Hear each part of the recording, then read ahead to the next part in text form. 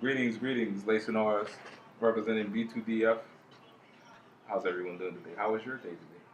Hey man, I went to Walmart, so you can only imagine. You know, sometimes they be having one lane open.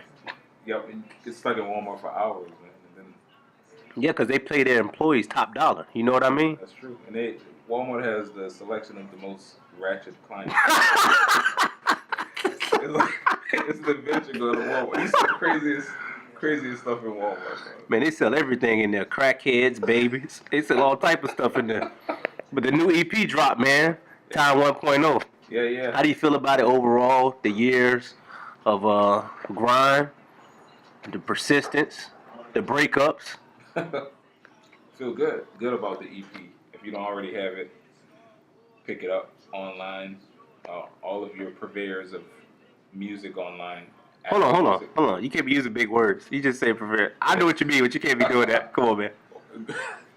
Go cop that. Everywhere. Yeah, but we feel good. It feels like an accomplishment. Like we got it done. We got the EP taken care of, and it's really great music, a good concept. Right. I'm just real proud of us. Like all of the work that we were able to put in.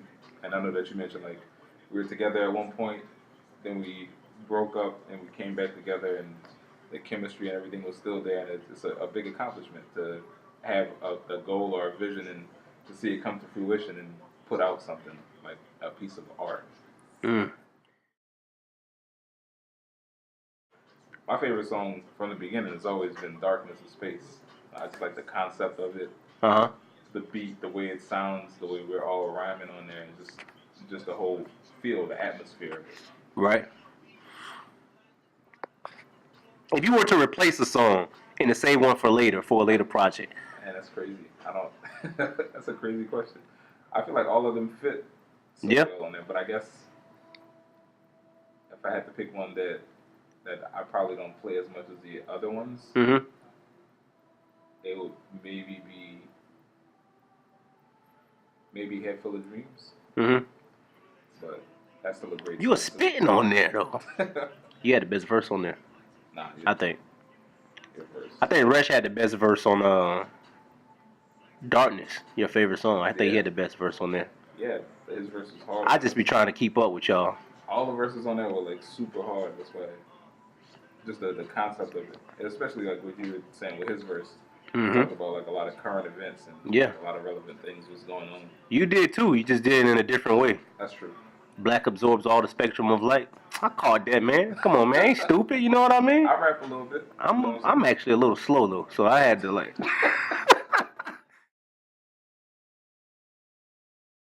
So the comic book is called Dawn of Dystopia. It's pretty much like an homage to dystopian fiction. Hey, wait, what I told you? Homage? Not listen, man. I only have an 8th grade education. You know what I mean? It's influenced by and given props to. Okay. Yeah.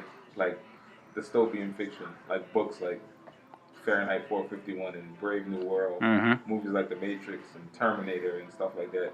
It basically takes place in kind of like a future that's kind of makes a comment or it has social commentary on what's going on today. Right. And it's about a resistance group that's kind of rebelling against an oppressive government that's controlling people that they don't really know they're being controlled because they think they live in a free society and they think they have everything they want. Right. But really they're being controlled. And there's an underground group that's kind of rising up to combat that, give people their freedom and the necessities of life. And then B2DF comes into play in there, or it being time travelers that travel back to that time to prevent things from happening in the future, and that's where it starts at. Right. The comic book kind of chronicles the concept of what we're talking about in the music. I just found out some very sad news. I heard that the Wknd cut his hair. Yeah, for his new album Starboy. Yeah, so I was saying that he's no longer the Wknd. He's now the work week. Changed his name to Monday to Friday. Because it's like Samson. Like if the Wknd cuts his hair, he loses all his powers. And what if he's still dope though? I don't think he can be. I think it was all within his hair. Oh, you think so? Yeah, you know, is it the shoes like with Michael Jordan? Like it's the Wknd, it's his hair. Let me ask you about I'm not even want to say the recent deaths of uh, innocent black men, because this has been happening throughout history. There's nothing new. It's really the media age that we're in. But do you feel that they're targeting us on purpose? Because I don't think that's like a stretch of the imagination. I don't think it's a conspiracy to say that nowadays. Because it seems close to obvious. I don't know if there are people like targeting us, like there's a specific secret group of people that, like a cabal of people that sit around and have a meeting and say that this is what's on the agenda. We're gonna shoot a bunch of black people and then make them riot. But I think the system is set up in a way to basically devalue black lives and black people as human beings. So I think it creates an atmosphere for those types of things to happen. Like, I mean, you see, it's like a cause and effect thing. If these people are already looked at as thugs and criminals and in a sense like subhuman, right? If someone kills someone and they're not punished for it, then it kind of sets a precedent for other people to do it. Like if you're a police officer, you're not going to be as cautious about a situation involving a gun or a possibility of shooting someone, like a person of color, because you in the back of your mind, which I'm pretty sure I'm not thinking in those situations, they're not thinking, if I shoot this person, I'm not going to go to jail type thing.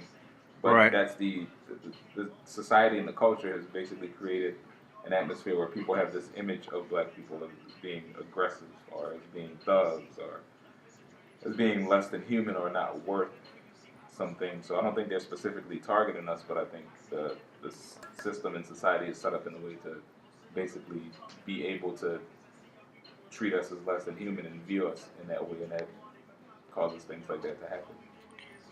So, in a personal way, how does it make you feel? You have a son, you have a wife.